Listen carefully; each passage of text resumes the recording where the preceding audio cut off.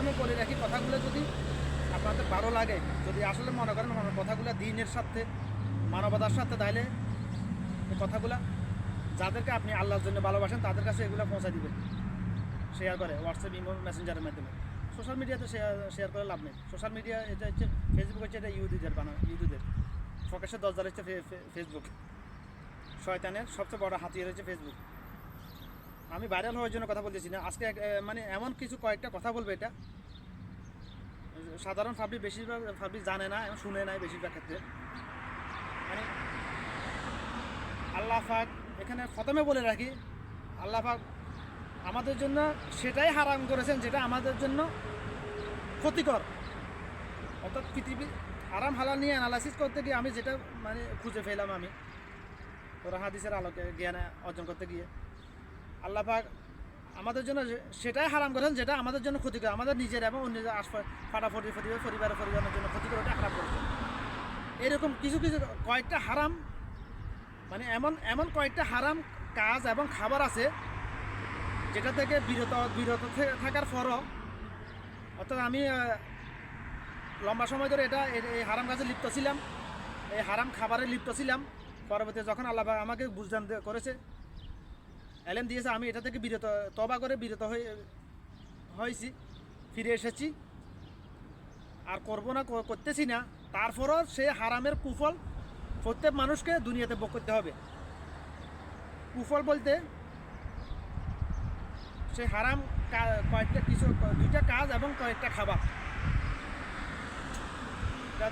এটা এগুলো ছেড়ে দেওয়ার পরও তাকে তার লাইফ টাইম এটা ভোগ করতে হবে তাকে। কাজগুলো হলো পুরুষের জন্য, তা বালেগ, প্রত্যেক পুরুষ, মুসলমান পুরুষ বালেগ হওয়ার পর থেকে টাকনুর নিচে কাপড় পরিধান করা হারাম এবং মাস্টারবেশন করা হারাম। এই দুইটা হারাম কাজে যে সকল পুরুষ লিপ্ত, এটা ন্যাচারালি এটা হয়ে যায়।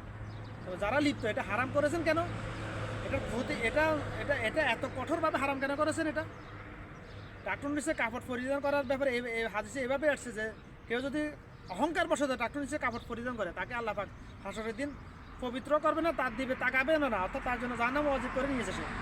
এত জঘন্য এটা পাপ, এটা টাকনুর নিচে কাপড় পরিধান করা হারাম। এটাকে আজকে আমরা মুসলমান ঘরের জন্ম নেওয়া আদর্শগুলো হারাম মনে করতেছে। আরেকটা হলো মাস্টারবেশন, এটা নিয়ে আমি কথা বলতেছি না, ফেরকাবাজি শুরু করবে কিছু মুনাফিক নাস্তিকরা, এই জন্য কথা বললাম না। সাইন্টিফিক ব্যাখ্যা দিতে পারবো আমি এগুলা। এই দুইটা কাজে যারা লিপ্ত থাকে লং টাইম, তারা এটার কুফল দুনিয়ার জীবনে ভোগ করতে হবে, তওবা করার পরেও, ছেড়ে দেওয়ার পরেও। আর হারাম খাবারগুলো হলো সিগারেট, জর্দা, হাদা, যাবতীয় তামাক দ্রব্য, মদ,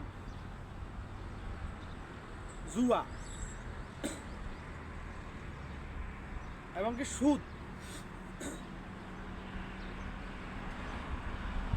সুদের কথা বললাম না, সুদ ছাড়া বাকিগুলোর কথা বলতেছি। বাকিগুলো সাইন্টিফিক ব্যাখ্যা সহ আমি উপস্থাপন করতে পারবো ইনশাআল্লাহ।